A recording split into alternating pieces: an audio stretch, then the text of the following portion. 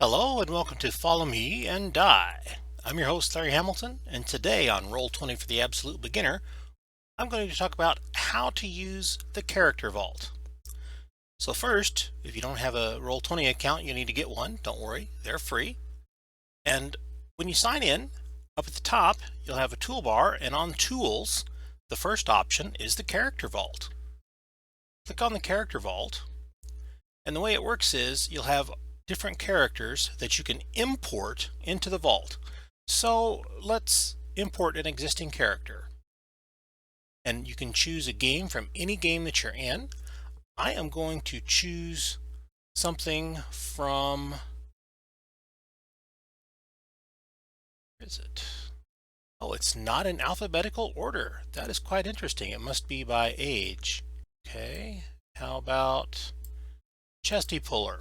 We'll import his character into my vault. That's a player character in my Broken Lands AD&D game on Sundays.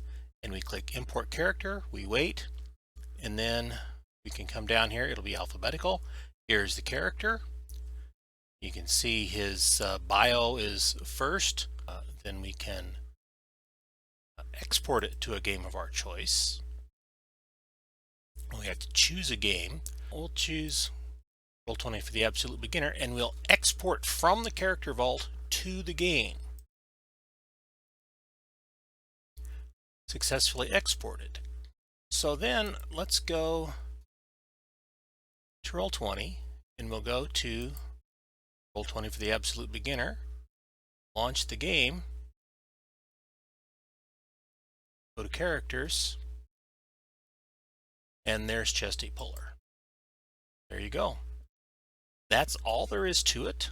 The things to keep in mind is the character the character imported into your character vault is a snapshot in time.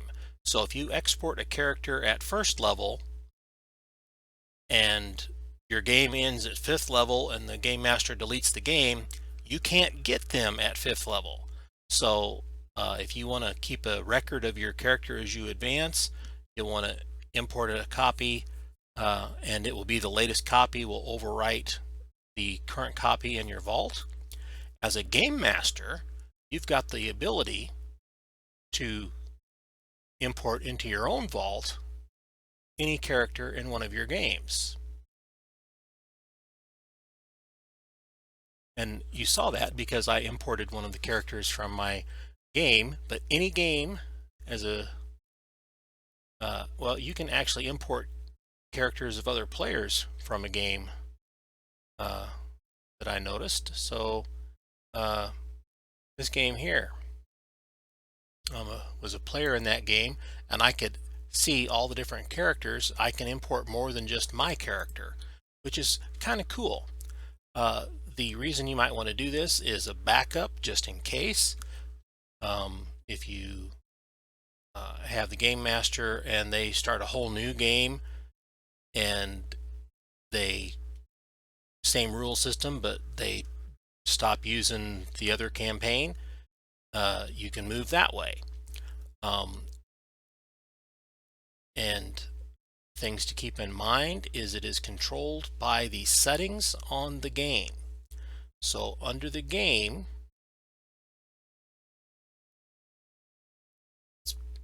again, use this one. Player can then export a character of their choosing into your game.